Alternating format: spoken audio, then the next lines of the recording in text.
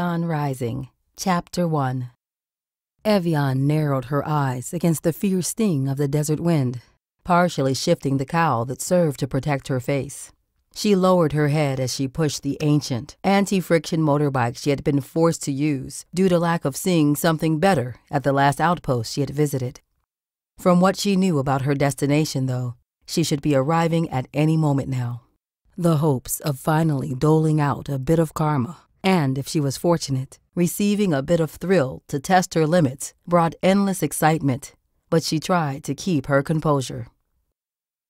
The very thought of completing her objectives made her push the bike to its limit, and she ignored the sparks coming out of the energy capsule at the base of its front. The last planet she had visited had lacked this thrill. Her opponent, Cowan, Disciple 12, had been a sniveling coward whose defeat had offered small pleasure as feats of his fighting prowess had been greatly exaggerated. The idiot did not even have the sense to surround himself with half-decent fighters, instead preferring the company of people he was stronger than. The result was a very short battle in which Evian had decimated his whole force in mere moments and taken care of him in even less time. It turned out that she got out of the planet in less time overall, her hopes high that the next target offered more stimulation than what she had just faced. She snickered to herself, thinking the numerical order made a difference. To hear her think like this, one would be tempted to be quick in judging her as a battle-hungry fiend who was only interested in conquering her enemies. Furthermore, an outsider viewing her actions would describe what she does as mindlessly laying waste the camp of any who dared to oppose her. Now, while there was an element of truth to this perspective, it was not all true. Even though Evian was very much vested in conquering her enemies, these enemies were not chosen at random. Neither was she a bloodthirsty monster who only fought for the thrill of war. She was actually on a self-imposed mission, and rather than being a monster, Evian was an almighty combat genius who treks the universe in search of her forgotten past and the mysteries of existence. Flashback. Ever since she could remember, this was what she had been raised to do, what she had been raised to be, and she knew no other way of life. Her guide was her adopted father, and he was the only family member Evian would grow to know. Her earliest memories had him in them, and she had no memory of a life before James Rigel had adopted her and taken her under his wing. He had raised her as his own, and there was no gainsaying the fact that he loved her, and she in turn loved him back. Why else would she make it her life's mission to get vengeance on what had befallen him? From time to time, James Rigel reluctantly divulged snippets of his past to his adopted daughter. The pain he revealed destroyed small parts of her. She cried when he spoke of his comrades, his people now lost forever. But there were also times when he made her smile with stories about happier times. Knowing his love and furthermore learning of his losses, she could only think about the intricacies of what would make beings do such heinous acts. She felt completely taken aback at the thought of her father being the last of his species. What made his loss all the more tragic was that not only did he lose his friends and comrades, he also lost his queen, and with her, his twin heirs. From as far back as she could remember, she was his greatest confidant, and this was made evident in their long talks. Evian's voracious mind devoured every snippet of information James passed on to her. She also learned a lot from the books he had managed to acquire over the passage of times. But her best moments were when James spoke of the past, usually after they had just finished eating. They would sit, Evian at his feet, as he talked about ancient times. Times when the world did not know of Ki, and all beings relied on their chosen gods for protection and sanctuary. The answers to worshippers' prayers depended on the level of their faith in their gods. Of course, all gods were not equal, and each species believed their god to be the greatest. But people started to forget their gods and to rely more on themselves. It was the general case of two heads being better than one, and this time the collective heads of the whole universe were rivaling that of the gods. It started when humans made their first contact with extraterrestrials, and after decades of confusion and strife, there were years where each species tried to claim supremacy. Little by little, different species learned to cooperate with each other. And through the cooperation of all beings on an interstellar level, living creatures made a quantum leap intellectually and stopped relying on their gods for guidance through faith.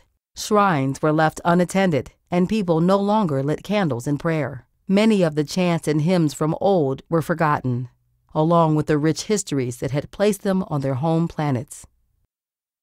This development did not go unnoticed by the gods. Neither was it of no effect on them, for a huge percentage of the power a god wields is proportional to the faith of his followers, and his might is only as strong as the fervency with which his believers worshipped. Seeking to redress the effect of this mass awakening, the gods made themselves known to all creatures, an act that broke so many of the treaties held among the omnipotent for eons. A governing decree cascaded to the gods called the Source Covenant, and explicitly instructing them to never directly interfere with the ones who worship them. Going against the order, many of them cooperated to enhance this mass awakening. Others interfered only to lay a wager on the strongest beings, inciting extreme violence and chaos.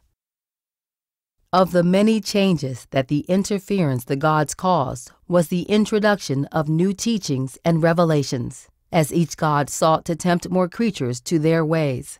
The gods relayed the inner workings of piety and channeling the life energy called ki through the technique of prayer forms, hand gestures which create a symbiotic linkage to gain power for the devotee and enhance the abilities for the worshipped, increasing their might. With this knowledge, their followers solidified their beliefs, and holy wars swiftly ensued throughout the cosmos. These crusades incited the powerful to dominate the helpless, and the oppressed to be forced into devotion of the ruling god of the land. The ability to use ki was not possessed by all, nor did everyone have the same level of skill in wielding it. Constant training, meditation, and sometimes an innate ability separated creatures regarding what they could accomplish with ki. James had been giving Evian combat training from the moment she was able to walk, including lessons in the use of ki. The speed with which she mastered any technique was astounding. Her control of ki seemed almost inborn. The time came when he had little more to offer her regarding skills and techniques, and his contribution seemed restricted to telling her stories of his experience. Many times, these stories were told over one-on-one strategy games that were played to quench her natural competitiveness. On one particular occasion, James had divulged his theory on how his planet was torn apart. Intermittently, he would recount his last day on Ezria. He went on about how his planet was incredibly unique because their god, Mudarar, had left them to their own devices. The Masrurian people had such self-love that Mudarar became extremely pleased with his people's trajectory towards unity, love, and most of all, their free will to attain them both without intervention. Because of their acts, he released the devotion and/or symbiotic relationship for them to flourish as gods and goddesses. It was a utopian environment without the necessity of laws. The Masrurian people simply worked first in the best interests of themselves, and then the society as a whole. Theirs was a very advanced civilization, with technological advancement that was almost unparalleled. Knowledge was shared rather than hoarded, and hence it was quickly improved. The way of the Masrurian saw little strife, yet they were in no way a lightweight when it came to military prowess, as their arsenal was made up with the latest in weaponry, and their army one of the most disciplined. Maybe it was the joy of his people, or the love that showed across each connection. But James always described his home planet as a bright planet whose plants themselves were a pleasure to behold. The trees gave their fruits in the season, and it was not unusual to hear the laughter of children ringing in the air. As for technology, the Masrurians invented drones to perform the most daunting of tasks, leaving them with enough time to work on various projects in different fields. Diseases were largely unheard of, as advances in healthcare had taken care of most of the virus strains, and DNA refortification had made them immune to most of the harmful diseases minor planets had succumbed to. Even death in their civilization was exceedingly rare, due to the nature of their very body composition. Because of this, there was no memory gap as knowledge was passed from the older generation to the younger generation in a timely fashion. Their buildings were architectural wonders of which tales were told on other planets, stories that sounded like the work of fiction and certainly of heroic legends. The pride in Jane's voice as he spoke of all these things told Evian way more about how great his planet used to be than his very vivid description of their way of life. All of this advancement was made possible by the benevolence of their God, who loved the deep commitment everyone showed to themselves. He gave them the gift of ki and taught them how to wield it. Hand symbols to channel this supernatural energy were delivered to the custodian of the military, and in turn, this tradition was passed across to the soldiers and others looking to explore their personal capabilities. In all senses, their world was as perfect could be, and no one sensed any approaching disaster. Then, in a flash, a fraction of time shorter than the blink of an eye, as James would say, everything changed. You could feel the change in the very air. Even the flowers refused to come out and shine that day. In a nanosecond, the energy that made up my home planet, the happy atmosphere and loving feeling that permeated every place, suddenly became cold and shadowy, like a terrible storm cloud. Every time James got to that part, his expression became angry. But beneath all that anger was the pain of a man who wished he had known what was to befall them, so he could have better prepared for the oncoming onslaught. This change was brought about by the arrival of a vicious god, one who sought to increase his area of influence, and his chosen method was carnage. He brought with him 13 generals, and together they waged war against the planet of Ezria for what felt like an eternity to the people of Ezria. The god he mentioned was a name Evian could never erase from her memory. Mudarar, a name whose very mention chilled the air and darkened the mood.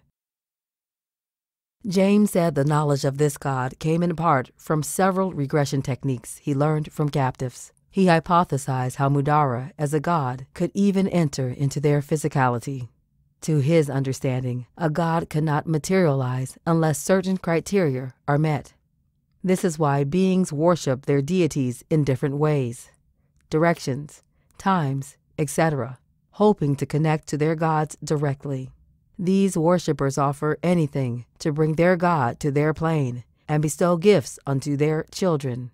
And for Mudarar, he used the nexus of the double blood moon to manifest through a portal to appear on Ezria. James thought Mudarar's appearance must have happened ages before the war ensued.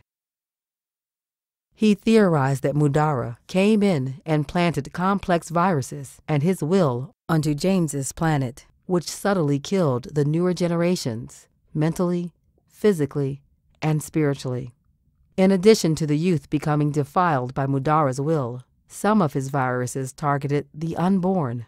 Over time, these terrible diseases made it an extreme rarity to conceive offspring. So when Jane's wife was able to become pregnant with twins, it was a huge deal. Unfortunately, by this time, the older generations weakened and slowly became discouraged about life. When the people gradually lost their self-devotion and free will, their ki started to siphon to Mudarar, unbeknownst to the Masrurian people. With all of these calamities falling upon them, self-doubt began to cloud the minds of his planet for the first time. The final dagger to end the Masrurian people was the all-out assault from Mudarar's forces. Once the tide of war shifted in Mudarar's favor, an all-out massacre transpired. It was genocide on an unprecedented level. The Masrurians fought bravely, and there was even a short period when it seemed like they just might win. But the damage already done was too much, and soon they started facing defeats. Thinking back on all of the signs pointing to his people being under attack, and him not being able to help, made James remorseful and solemn. James went on talking about the events that transpired when it was agreed that all hopes were lost to save the planet, and how it came down to the very last of the people on the planet.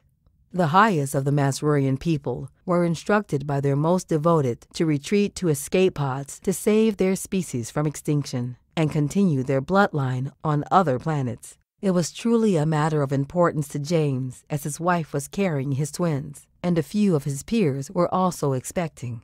Several of James's elite guards fell, one by one, trying to ensure his pod got him and his family to a location light years away. Tears rolled down his face as he remembered the very last scene on his home planet. James' two last guards, Garion and Volker, stood still in the middle of a long corridor, having made peace with the fact that they knew there was no way they were getting out of all this, but knowing there was not another way to ensure continuity of their species. Assuming their battle stance, they waited as a troop of Mudarar's soldiers burst into the corridor. Years of experience prevailed over the relative weak effort of the enemies, and Garion and Volker wasted no part in dismantling all the enemies. One of the soldiers managed to break through and made a rush for the doors of the hangar bay housing the pods. Volker's hands moved in a series of motions and produced ki, which he shaped like a lightning bolt and shot it into the heart of the runway. "You guide the royals the rest of the way," Garion commanded Volker before channeling his last bit of ki. "We cannot fail," he said as he used his ki to form a barrier protecting the door.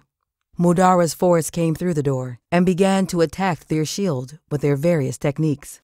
The battle had been long and fierce, and even though Garion was by no means an amateur fighter, he was already weak and his ki reserve sorely depleted. Mudarar's forces finally burst through and killed the guard stationed in the corridor, and geared to take Garion's life too. It was becoming extremely grim for Garion, as he could begin to see the silhouette of Herwin, Disciple 13. He knew fighting hand-to-hand with Herwin would prove to be fatal, but Garion was confident he could even the playing field. "One for one, my life for his. This will earn them the time they need," Garion concluded. "I look forward to seeing the expression on his face when he sees this next technique." "Live on, my king!" Garion exclaimed as the sheer heat of his ki field began to melt and crack his skin along with the walls touching his aura. "Self-form, atomic balancing scales, release!" Garion screamed. The explosion was so great, it extinguished the whole force surrounding him as Garion exchanged his noble life for destructive power to keep the enemy at bay and buy time for the king and his family to escape. James and Volker both heard the sound of Garion giving his life to save the royal family, and James could not help the tears that fell to his cheeks. Promising never to forget his best friend and comrade, he kept clearing the path toward the escape pods. One side of the hangar had caved in as a result of the explosions during the fighting, and the building was already shaky with each new explosion, causing sections to fall. James used his ki to divert falling debris and clear the path for his pregnant wife behind him, who was being carried by Volker toward the remaining escape pod.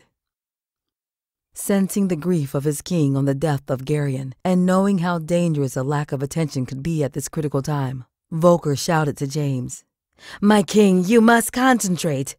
Dead men offer no mourning. Only the living have that honor."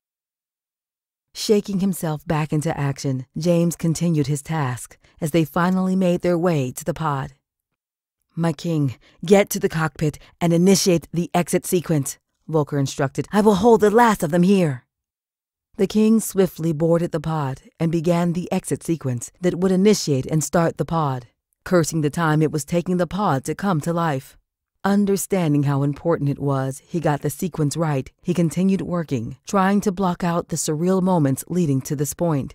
While flashing through the many thoughts of his best friends, comrades that had been lost in the war, he let his body move freely to just the right controls to commence departure. Outside, Volker got impatient and set Nibiri down on her feet to join James on the ship. Then he heard another troop of Mudarar's men come into the hangar bay, and he came back around to defend the queen, but he was unprepared for what he saw, as wave after wave of enemies kept pouring in until they had him surrounded. At first his eyes rounded in shock as he looked at the crowd before him. Then he realized that there was no way he could come out of this alive. Then, remembering that he only had to hold them back for the king to start the pod and get out of Asruria safely with his wife, he smiled, a feral smile. A smile, one that was all teeth and had the first line taking a step back in fear, was all he needed to decimate them. Then the real skirmish ensued, and Volker fought to keep the enemy at bay. He was a seasoned warrior and an excellent key manipulator, but the sheer volume and concentration of the key coming in his direction were way too much for him to block and deflect as the flurry of bolts came his way. Some soon started to escape his reach to land beside the queen's footsteps. Taking a step back, Volker used the last of his ki to form a wall against the enemy in his front, and then sent a telepathic message to his king to tell him to hurry and come and get his queen away to safety. Then he returned his attention to the wall he had formed, as a barrage of energy sought to destroy it. The shield held for a while, but after some time, Volker began to take damage from the key burst, and his left flank started to weaken, allowing one of the key bolt from his enemy to find a way through his defense. Taking advantage of this opening, it got him on his shoulder, wounding him and forcing him to a knee as he screamed his pain out. Yet he kept the defense up as best he could as he lifted up his head to Masrer, yearning for him to offer any bit of help in saving the royal family. Nibiri heard the screams of Volker and desperately wanted to assist him in battle. She was weak from the pregnancy and had been advised to reduce any stress or trauma, physical, emotional, or otherwise. She turned her head as best as she could while running and saw the kneeling form of Volker still holding up the defense. Then she looked past the shield, and what she saw had her eyes open in surprise. Tens of thousands of ki blasts being thrown at the shield. She saw the shield finally give way as Volker went to the floor, weak. Then she saw a hailstorm of ki blasts racing towards her, and she knew in that instant she was going to die. Her eyes rounded, and she tried to muster as much energy as she could to protect her babies. Her survival instinct was screaming at her to run away from what was sure death, but physically she could do nothing but watch as the rain of ki blasts fell. Then Volker used his body and as much ki as his already failing organs could provide to shield the queen and the escape pod, his hands forming the proper motions just in time. The blasts eventually overtook Volker's body and riddled him with wounds and holes. One tore through his body and pierced Nibiri through the chest, making both of them collapse to the ground. Barely holding on to life, he covered Nibiri with his body, hoping nothing else would do harm to his queen. But it was too late. Volker watched as the life of Nibiri left her body. Feeling the connection of his love severed, James rushed to the entrance to see if Nibiri and Volker had made it inside the pod. Much to his horror, he saw yet more people he loved lying on the ground, their bodies seemingly lifeless. Rage overcame all other emotion as James saw no meaning or purpose to live anymore. He came rushing at the multitude of enemies as his hands were already teeming ki to fight them, even though it was a battle he was going to lose. "King, you must go, sir," Volker muttered as loud as he could. "There is nothing left. Go!" Before the king could take a step out of the pod to be with his wife, Volker thrust the very key keeping him alive into James, knocking him back into the ship. The exit sequence automatically engaged, and Volker's technique rendered James' body unconscious as the pod traveled out into deep space. When I woke up, I was alone. And not alone as in I was the only one in the escape pod, but alone as I had no one in the world. My world devastated, and my race extinct, except for me. I lost my will to live from that day. I was a warrior, and it would have been the greatest insult to the blood that was sacrificed to save my life if I turned around and took that life myself. For 3 cycles after my flight from Ezria, I did nothing, ate nothing, and made no move even to get up from where I was, except to scream my outrage at the cosmos, my anger at the gods for letting such calamity befall me. Then, one day, I woke up with a purpose, a goal, and a reason to live. That very day, your craft crashed into my pod. I saw you as a sign from Masra that there was life still left in me, for something. Life left for something bigger than the memories of yesterday. James finished his narrative, and even though Evian had a multitude of questions, she knew that no answer could quench her hatred towards the creatures that did this. Evian's memories only went back to when James first discovered her. As he told her, he had arisen only to see what had caused a disturbance in his otherwise stale and silent existence. It was none other than Evian's ship, riddled with dents as if it were involved in a battle. He rushed to it with the mind of providing aid to whatever soldier was wounded inside, and was greatly shocked when instead he found the unconscious body of a young human girl lying halfway out of the mysterious vessel. Barely out of childhood, she was the last person he expected to see in the midst of deep space. He had thought her dead at first, but checked for a pulse and to his surprise found one, even though it was very faint. Those first few hours, I was scared I would lose you, yet knew I needed to save you. Maybe it was born out of the frustration of not being able to protect my own children, but it was the first time I prayed to Masror in ages. Then you opened your eyes, and though I have never forgotten that I had lost my queen and my 2 heirs, I loved you as if you were of my flesh. To this day, Evian could never tell how she had been flown there or where the craft could have come from. All she knew was that she had opened her eyes to find a man standing over her, pressing a cold pack on her forehead, and that was her first memory of anything. By appearance, she was still a child, only to be considered a pre-adolescence in human years, and looked to James as her father, for she knew no other father than him. She loved him, and she listened to him, learning everything he had to teach her. In time, she grew up, and then she started taking care of him. Together, the 2 of them, living on the pod that had been the vessel of salvation for James and the beacon of safety to Evian. James' escape pod was vast in size, resembling a flat planet with an artificial dome, even though it did not start out that way. It is one of Ezria's greatest feats, creating a self-sustaining and evolving mecha-organic structure. It was on this pod that she learned to talk again after her accident. It was where she had learned to walk and to run. It was where James had started teaching her how to fight using different combat techniques and styles, and teaching her about advanced battle strategies. And it was where she had first learned to produce ki, James guiding her through the constant hand motion. She learned how to manipulate ki from James, and when her skills proved too much for him to teach her anymore, he gave her the knowledge necessary for her to improve herself. And when she was ready, she started her trek through the universe in search of her forgotten past and the mysteries of existence. And everywhere she went, she took down the disciples of Mudarar and burned down his banner, slowly putting an end to his terror, which stretched across the universe.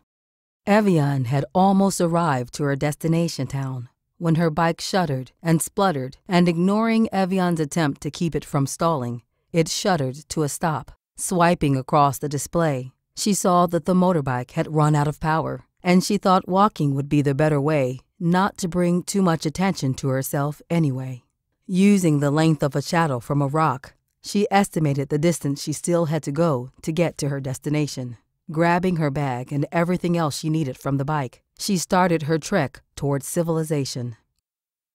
By the time she got to the city, it was almost sundown, a fact that still did not account for the eerie feeling and abandoned look of the place. The setting sun cast shadows all around the place, and hidden by this shade, Evian felt life moving about, but they offered no threat to her. Ignoring them, she made her way down the road and through the run-down town of what used to be a thriving trading metropolis, now a ghost of its former self. The buildings were dilapidated, but the structures still held some hint of their former glory. She saw a young child running down the street, and when she saw him, he turned right back and ran the way he was coming from. The look of fear on his face was a familiar pain Evian's heart had recorded, and, more than that, was a confirmation that her target was here. For only in places controlled by the disciples of Mudarar did such levels of fear exist. The majority of the army of Mudarar's disciples loved to prey on the defenseless, using their ability to manipulate ki to seize towns and forcing its citizens to pay tributes, killing and terrorizing any who stood in their way. Evian came to the middle of the town and finally saw what she was looking for. A 3D hologram displayed in neon letters the words, "Crimson Rituals," and on it a bawdy display of a naked woman posing seductively. It was a strip club, and 9 times out of 10, Evian had discovered that this was the preferred cover for a Mudarian shrine. Making sure her cloak covered her face, she stepped inside, and most of those in the room turned to see the newcomer, not knowing what to think. Standing in the doorway, Evian moved her gaze over the entire room and almost smiled as she saw her prey scattered across the room. These were creatures of so many species in her front, some humanoid and some not so human. Across the room, females and males danced and served their customers with that common fear that if they stopped or protested, their deaths would be most gruesome. Scattered across the room were hovering platforms where dancers of both genders offered different kinds of entertainment or services. Just to her right, a male stripper was being whipped by a female dancer as his audience laughed and mocked his screams for mercy. The food was being served by both scantily clad males and females, who also had to endure the roving and pinching hands of their patrons. She looked at the back of the club and saw a masked figure sitting with a large irregular-shaped case. She looked at her front and saw 2 humanoid creatures gazing at her, thinking her to be prey. One of them was horned, and they both had fangs jutting out of a mouth producing an odd, stringy liquid. Evian knew they were already imagining how they were going to subjugate her body. Ignoring the 2 of them, Evian made her way through the club till she came to a seat designed for someone special, because not only was it at the front of the room, it was built like a throne. She rested her back against the throne and idly gazed around, self-aware, trying to catch the eye of a waitress. When a waitress finally came to attend Evian, she rushed over, her outfit barely holding her large breasts together. There was a brand just at the top right of her chest that read, Roxy, and she had a bushy tail and fox-like features. Evian then realized the Mudarian filth branded everyone in the establishment with a name that was more than likely not their own.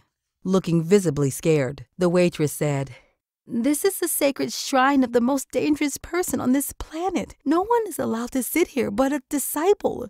Specifically Dragan Disciple 8.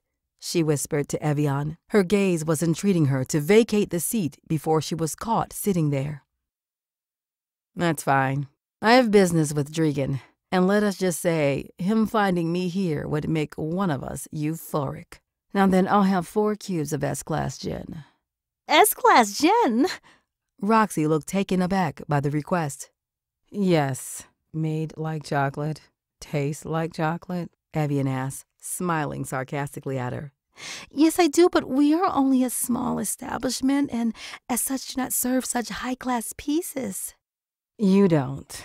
Evian pretended to look shocked as she comically, yet in a dainty fashion, slapped her hands on her chest, already having the premonition of just passing the time with insignificant banter.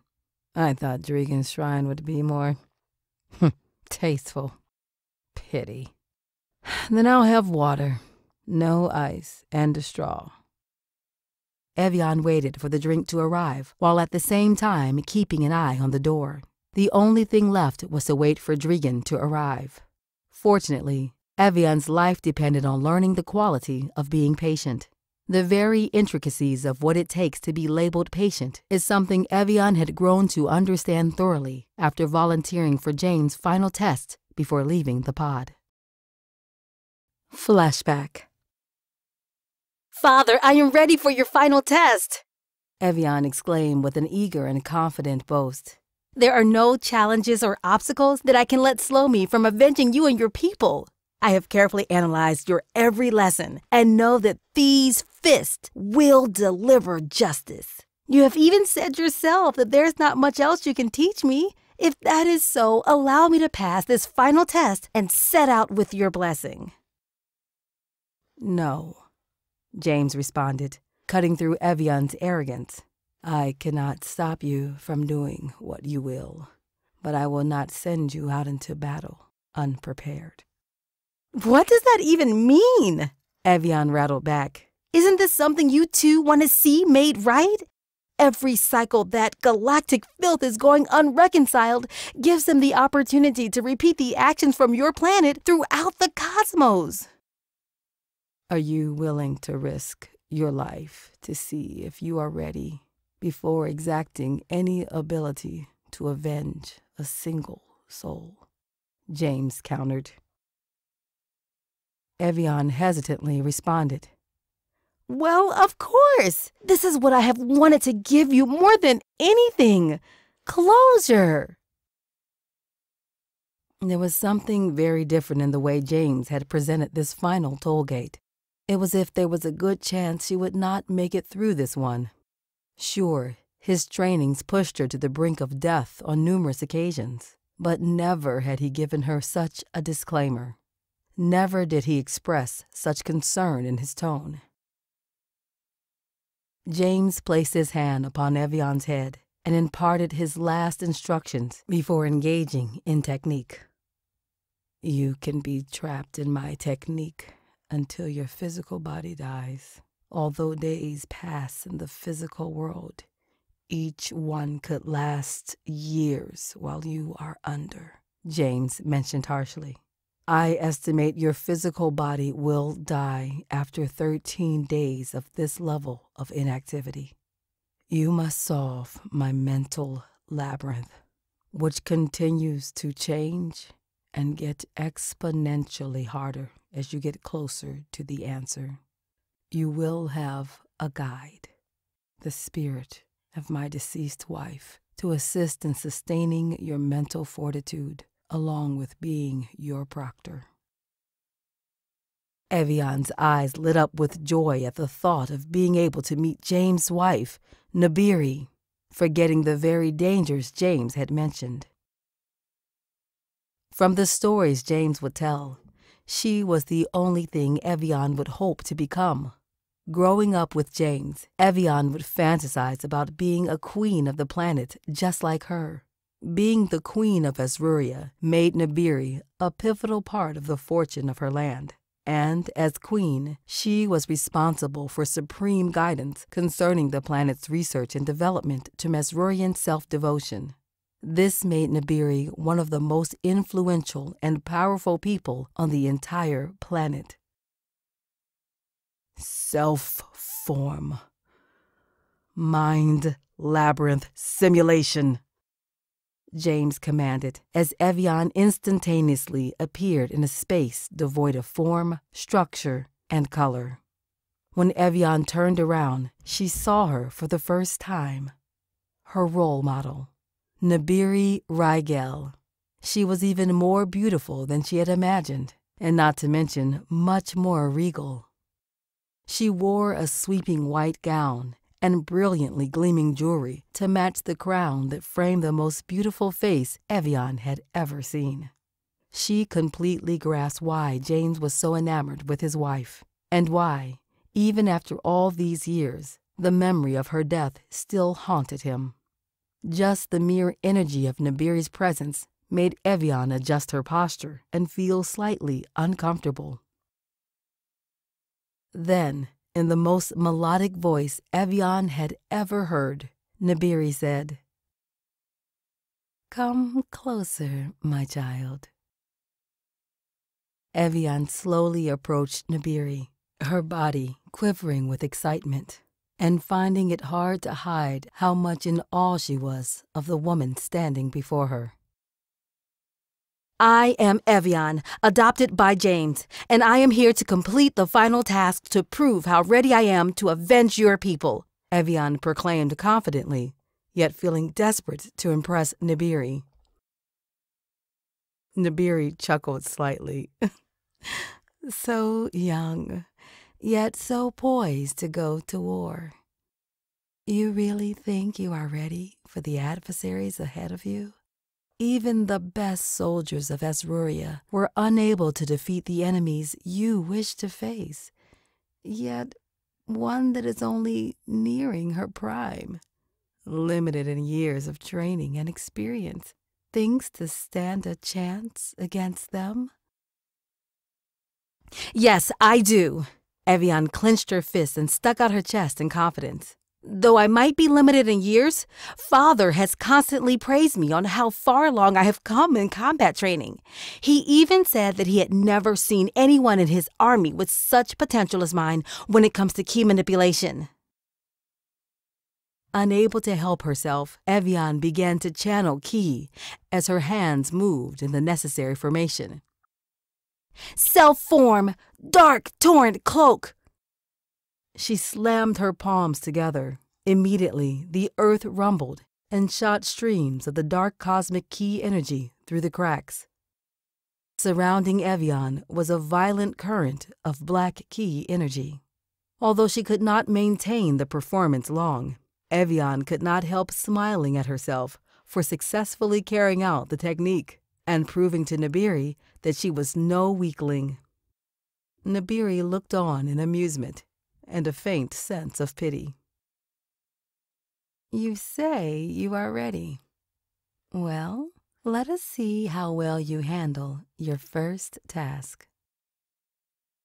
With these words, Nibiri elegantly swayed her hands, and the scene manifested to project a group of soldiers running towards Evian. These creatures were grotesque in nature and very terrifying, all armed and screaming battle cries. Smirking as she cracked her knuckles, Evian progressed a slow walk forward to an all-out sprint to meet the approaching horde. The smile on her face was so feral, it should have been enough to engulf the entire group in horror. But just as she was about to plow through the first enemy, the scene faded away and Nibiri was standing in front of her. You failed the test, she stated, much to the shock of Evian. What do you mean, failed the test? You barely gave me a chance to take my first swing. I assure you that I was capable of decimating the enemy. Maybe. What? Evian stuttered in confusion, barely opening her mouth to ask what Nibiri meant by that when the scene changed abruptly again. This time, she was in what appeared to be an intergalactic space station. There were people buying and selling all around her, and she wondered exactly what was the test here. Then, she saw a group of people rushing towards her with various weapons. Remembering what Nibiri said, she decided to use ki to attack this troop instead of physical attacks. Taking a battle stance, she activated her ki. Just before launching her move, the scenery changed yet again, and just as with the attempt before, she was once again standing before Nibiru. With a low scowl, she asked, "What is it this time?" "Same oversight as before," she said, and with a wave of her hand presented Evian with yet another scenario. This was how Evian was tested again and again. Every time Evian thought she had figured out how to defeat the enemy, she was reset back and informed she had failed again. Days of different scenarios ran into weeks and then years, but Evian had been unable to pass the first test. Breathing hard after yet another unsuccessful attempt, she looked at Nibiru and could not help but wonder if she even knew what she was doing. "You have made the same mistake over and over. The test is not a confirmation of your strength or combat skills, but to see how prepared are you for battle," Nibiru said, sweeping her thumb across Evian's face to wipe the sweat off her brow. This time, when Evian was thrown into the simulation again, she thought about what Nibiru said, and when she saw the approaching enemy, she realized what she had been missing. For the first time, Evian looked at her enemy, and instead of thinking of what weapon in her arsenal she could unleash, she studied the approaching army and saw that even though they ran as a group, they all seemed to mask the energy of one individual. She saw that he was the only one who actually looked like a threat. From the way he ran toward her and the intensity of ki emanating from his body. This was unlike most of the rest, who only by appearance seemed dangerous. Knowing what to do, she relaxed her body and mind, waiting for the group to create enough of an opening to strike the main threat. Then, in one skillful move, she executed the leader of the group, and the only true threat. The scene faded again like all the other scenarios, but this time Nibiru greeted her with a smile. "You finally passed the test. And what lesson did you learn from it?" "That before taking any action in battle, know your opponent. Study the threat and look for the most straightforward means to dispose of that threat." "Good. You are now using your best weapon, and it so happens to be on that neck of yours. Now, your next task. Since you have finally realized the importance of knowing your enemy's weakness, it is now time to test how good you are at actually knowing the weakness." Evian was extremely exhausted from the first task, but successfully passing it had filled her with so much adrenaline. She was geared and ready to go, with the burning desire to prove herself to Nibiru and impress her with how ready she was. Evian followed Nibiru to tackle the next phase of the test. For years inside of James' consciousness, Evian went at solving the labyrinth. While in the physical world, only days had passed. Her need to prove herself to Nibiru, and furthermore herself, clouded her discernment. Moreover, the notion of avenging such good people made her even more narrow-minded in her cause. As headstrong as Evian was, all the years trapped in James's mind and the thought of certain death weighed on her resolve. Although she was not keeping track of the time spent solving the tests, she knew a significant amount of time had passed. Furthermore, she thought there could not be too much time left before her body in the physical would give out. Evian began to reflect on all the things she never got the chance to do. As far as she knew, she had never even seen another living soul besides James, and Nibiru was really only a complex illusion. Real enough, but still an illusion. Evian's outlook was extremely grim, so she decided to spend her seemingly last bit of time actually talking to Nibiru instead of trying to impress her. With the help and guidance of Nibiru, she had been able to finish most of the tasks involved in unlocking the technique and completing the final portion of the simulation. But it seemed there was one final piece she was missing, because no matter how close she thought she was to a solution, it still proved elusive. Thank you for finally taking the time to know me. This action will prove liberating, she said with a small smile. But the look in her eyes told Evian she was disappointed she had not been asked sooner. Sorry, I have not really made myself available to learn all I can from you. I mean, there must be a reason why James chose you as my spirit guide. Yes, there is. Have you figured out what that reason is? Do you know why James would choose someone who knows almost nothing about combat to take you through your final stage of training? I guess to teach me things not necessarily involved with hand-to-hand combat, but things that would prove very important to me, increasing my chances of winning. As Evian gave this reply, she finally understood what she had been missing. She had approached all the tasks given to her with the mindset of a warrior, picking violence as her first option when faced with a dangerous situation. Yes, James picked me as your guide because I was arguably the most dangerous person on the planet who did not have to lift one finger on the battlefield if I so chose. I was not supreme ruler of Ezria because I had the finest fighting prowess.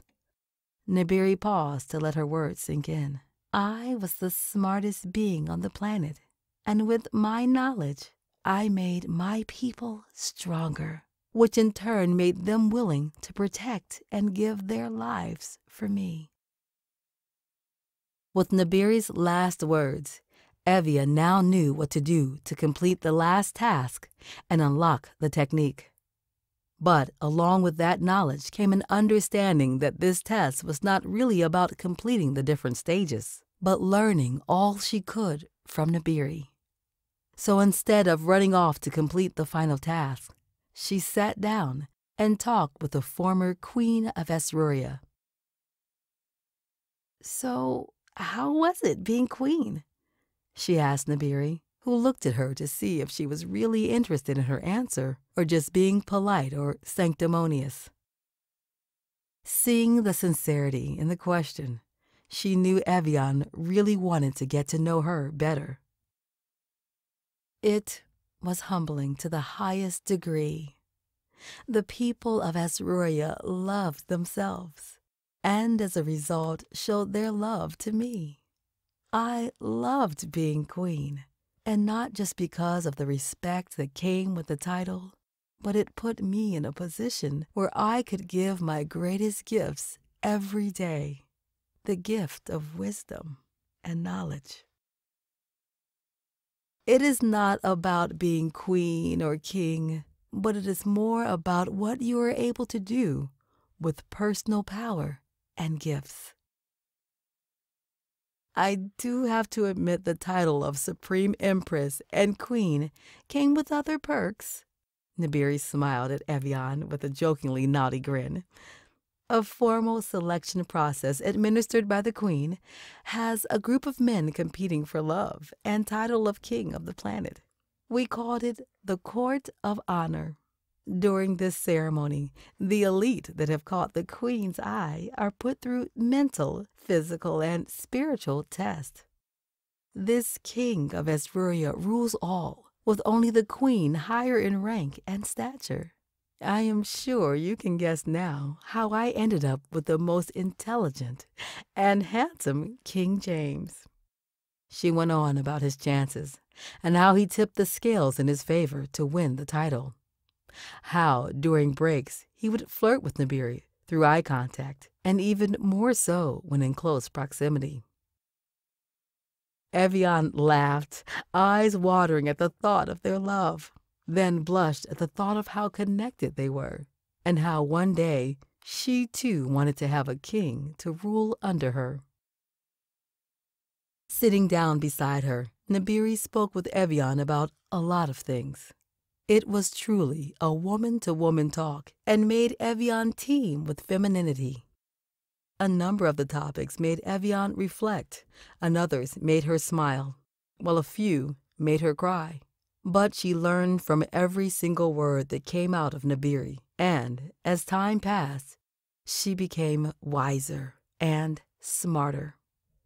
Nibiru told Evian to not only create dreams for herself, but to shoot beyond her title of being queen and goddess of a planet, grow to be the goddess of the galaxy.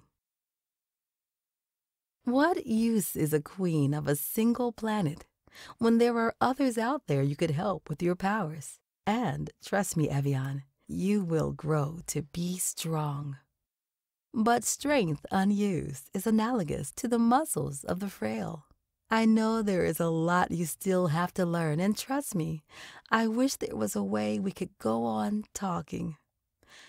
But you must complete your final task and get out of here before you become trapped in this simulation forever.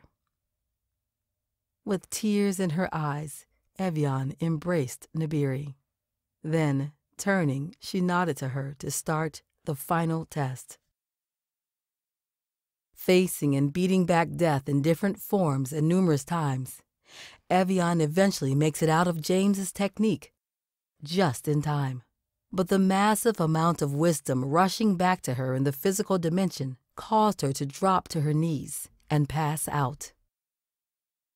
After Evian had risen from her coma, she felt wise beyond her years, and she knew she had gained years of self-knowledge within days.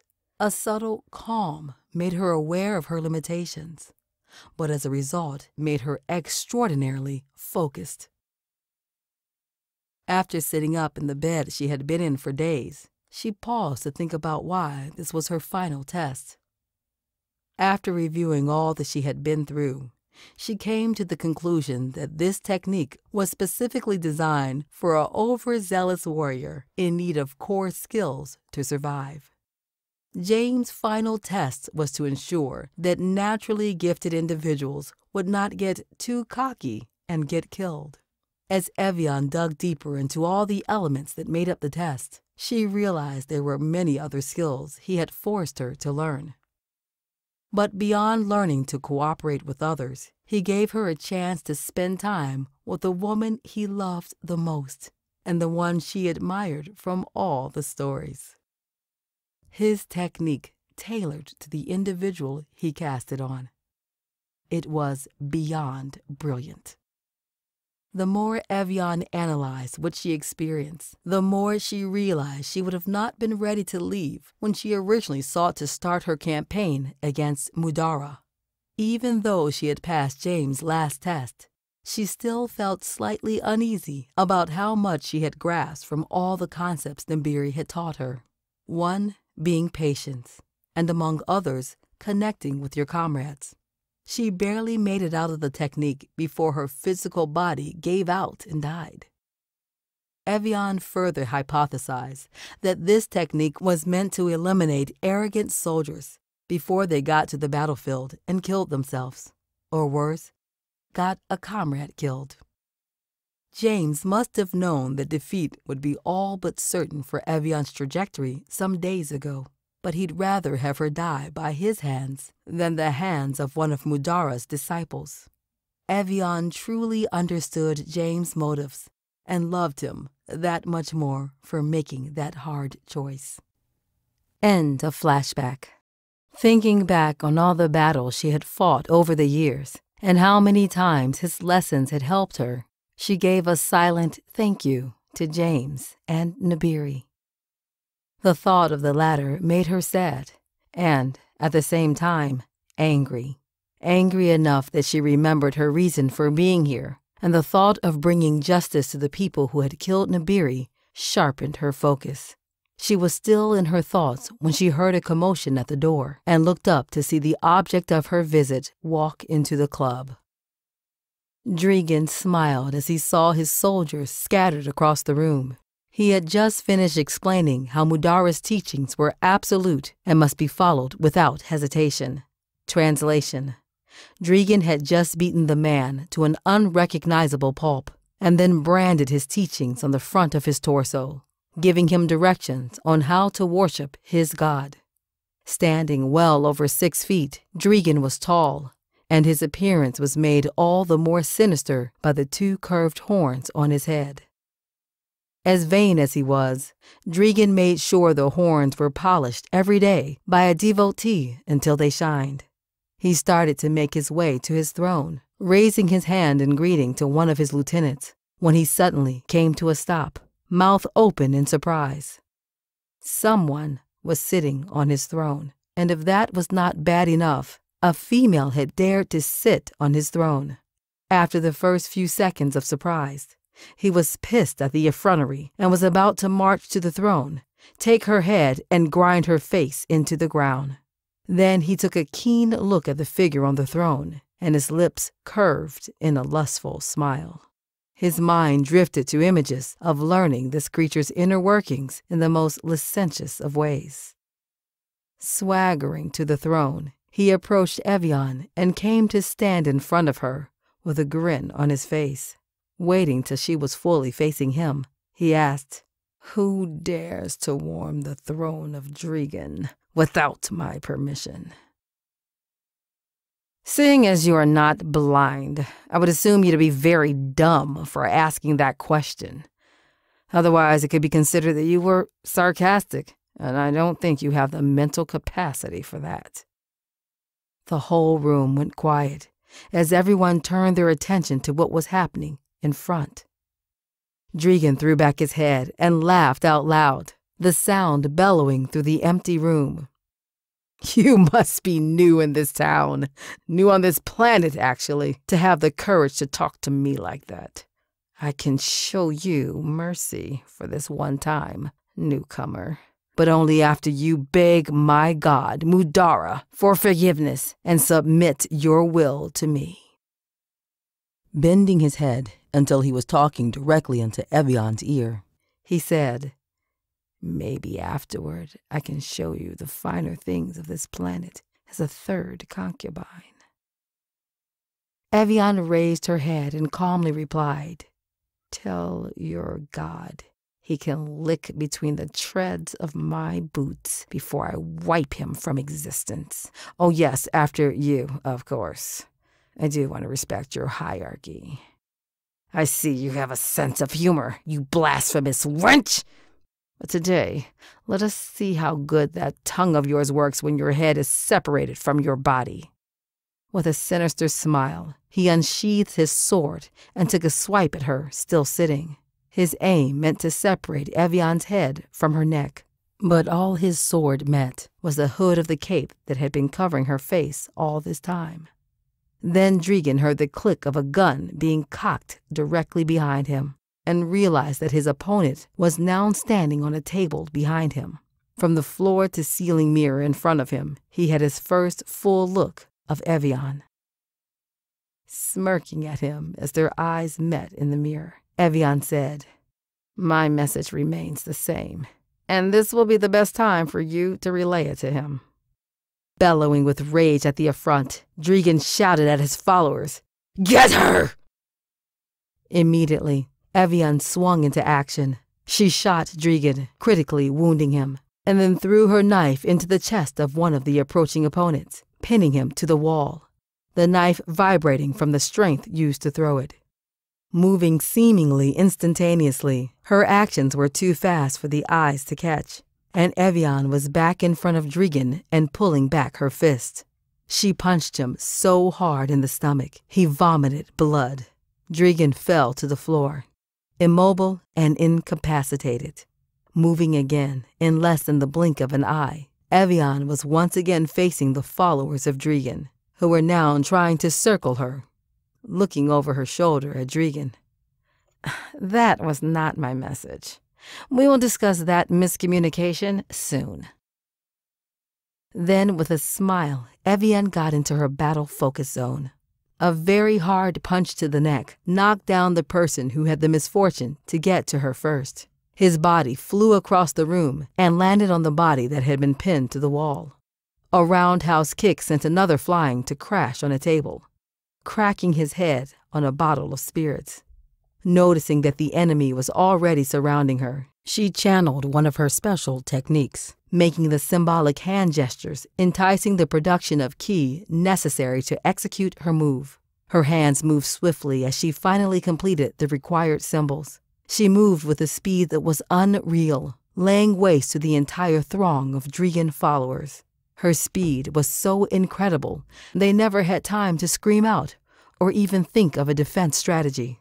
Then, just as soon as it started, it was over, and no one was left of the followers of Dragan. Evian's ki had incinerated all of them, and now their ashes and corpses were all over the place. Shaking her head at how easy that had proven to be, she climbed the stairs that led to the throne of Dragan and approached him. Standing over him, she said, "Now, with all of this fear and terror on your face, is probably the smartest you've looked all your life. And to think it is now, when you are unable to talk. Maybe you should remember this for your next life." Her eyes started to glow, revealing Evian's next power. Dragan tried to look away, but Evian grabbed his neck and forced him to stare into her eyes. Through the honesty by way of pain, she could use the regression technique to get the information she was looking for. And she knew the knife in her hand would do just that. Dragan screamed as Evian unyieldingly jabbed the knife into his stomach, in and out. And then he once again screeched as he became temporarily blinded from the effect. Now that she was activated, Evian charged her fist and stepped on Dragan's head, ignoring the moans and pleas of mercy that came out of his mouth. "I thought this fight was going to offer me a challenge worthy of my skills, and an opponent I was going to have to work to defeat." Then she moved closer to him so that no one around heard what she said. "This is for the women and children you have murdered. This is for every time you took something that was never yours. Tell your god, Mudarar, that this is for Ezria." Her hand luminous with the energy she had charged it with, Evian planted her fist on Dragan's face, the force so powerful it smashed his skull and the floor beneath it. With Dragan finally defeated, Evian stood up and noticed she was being watched again.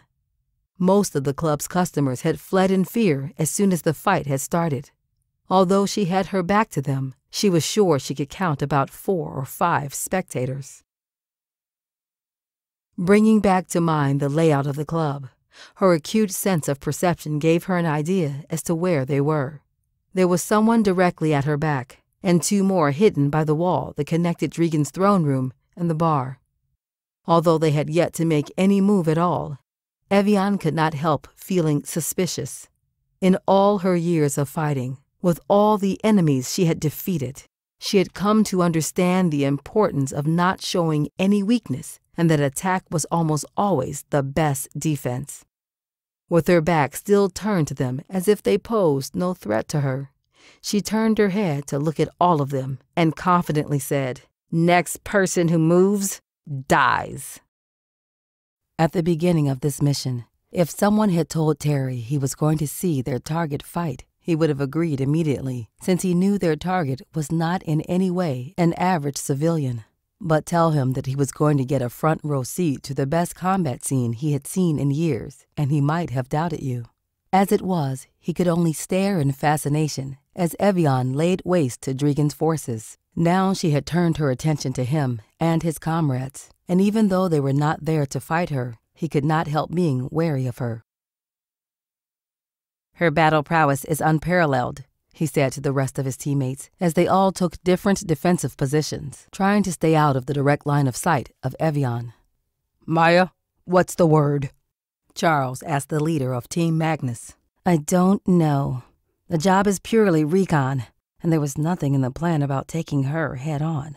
"Well, you better think of something, and fast too, because I don't think our friend here got that memo," John said from the other side of the room, where he was standing behind a pillar. They watched as Evian slowly started charging her fists with ki, The ease with which she produced such an incredible amount of key energy was all Team Magnus needed to realize that Evian was no ordinary fighter.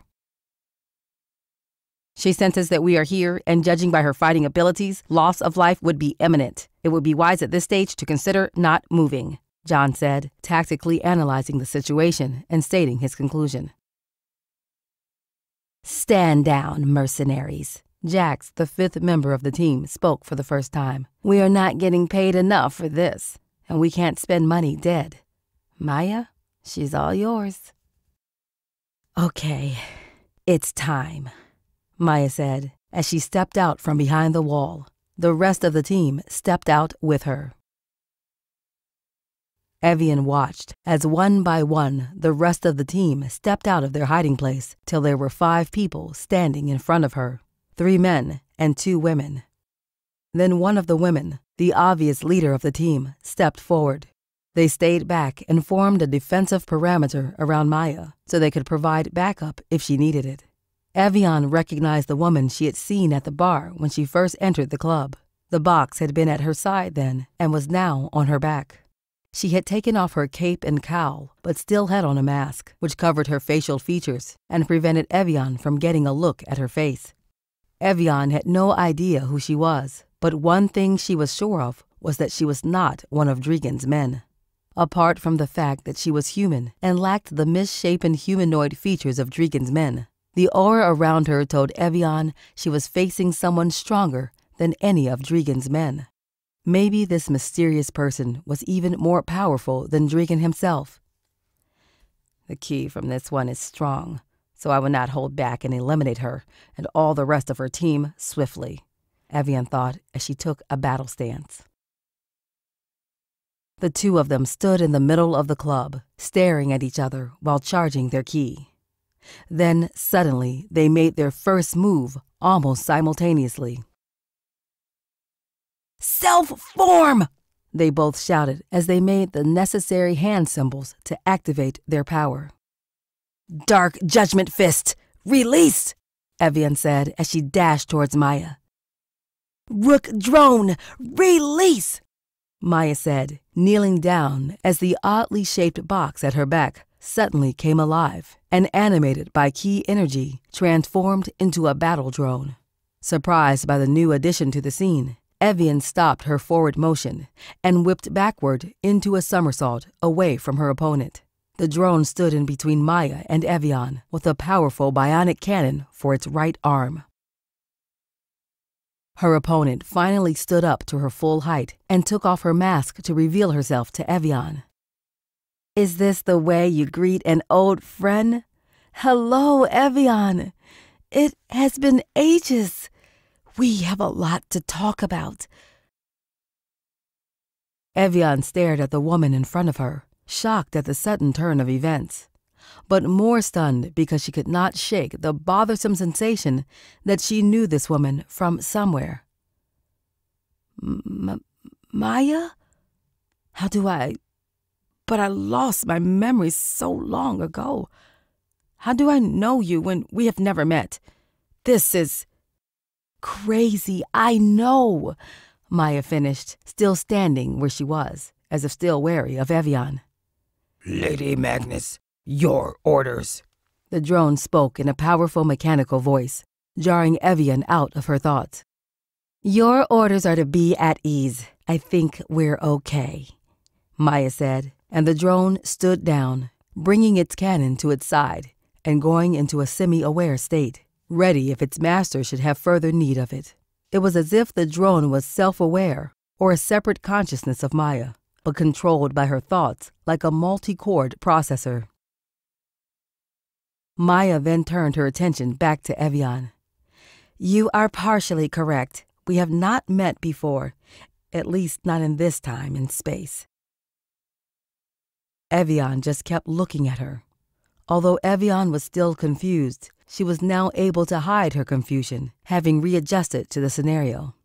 You see, Maya continued, my memories are damaged, but it seems as though yours are completely devoid. All I can remember is you. So I searched for you for years to make sense of it all, and repay my debts to you from another life. That is when I got into intelligence gathering." As she spoke, small portions of Evian's memory started to unravel. And even though she was still unclear as to how, she knew that the person standing in front of her was telling the truth.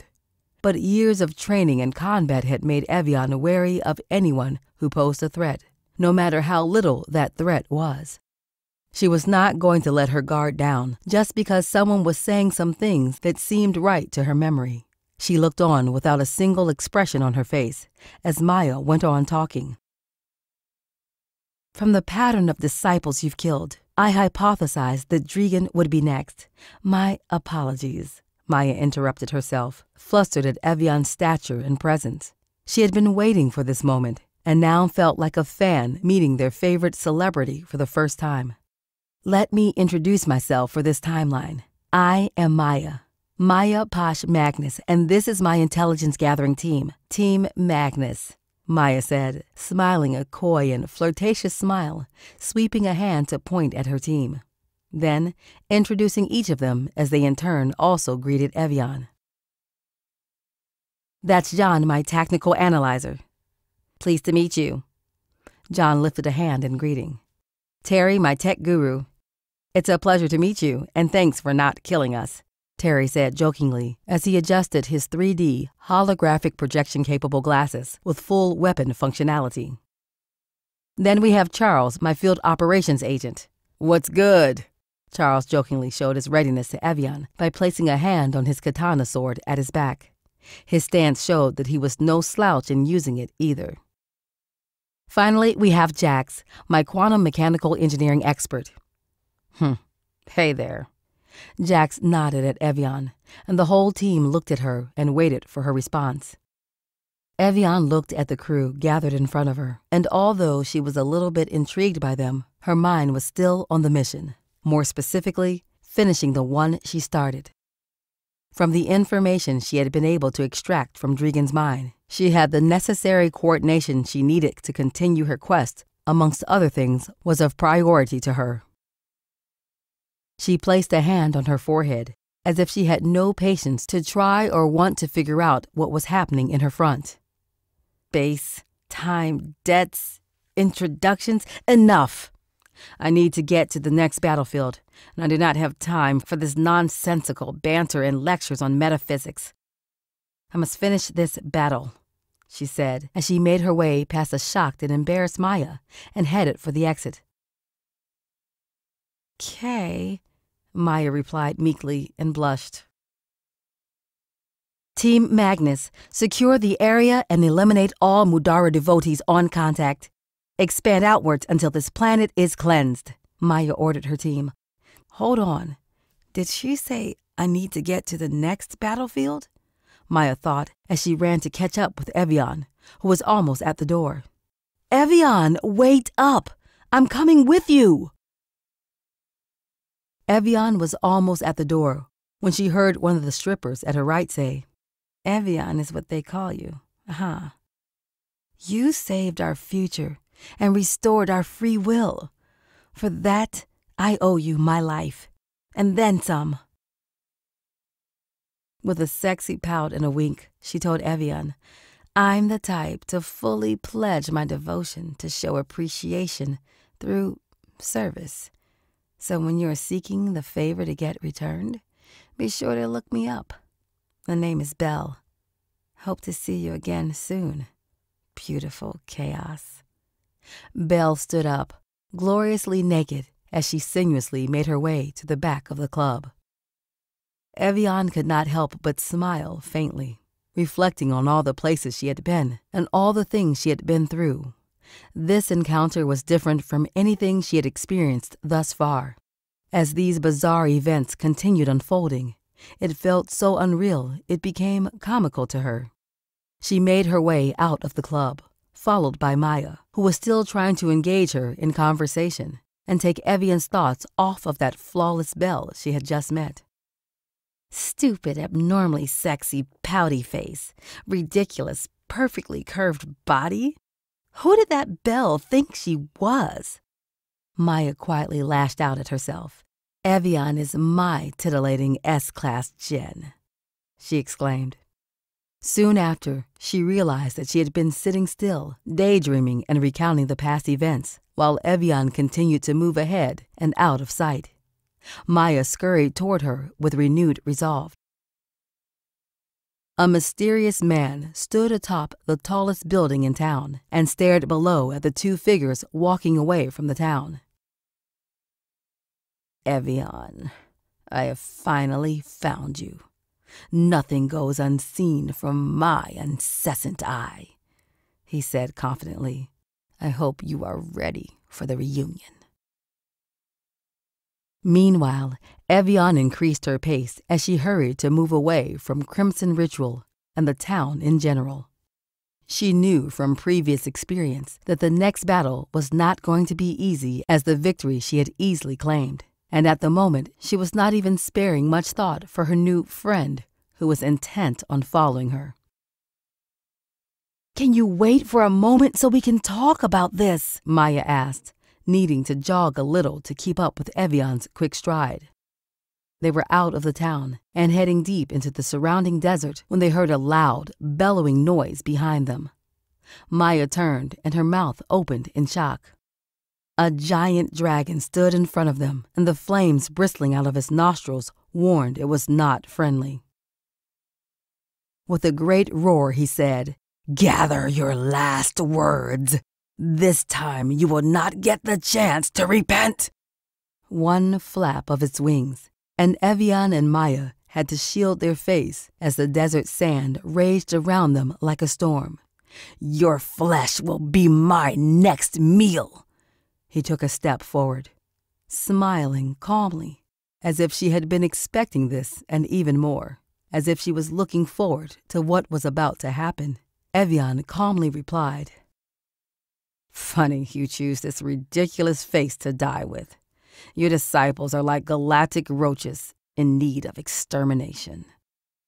By her side, Maya, who was just now starting to figure out what was happening, said, "I now see what she meant by battlefield, and why she needed to leave so quickly. Evian must have known Dragan was going to transform into this."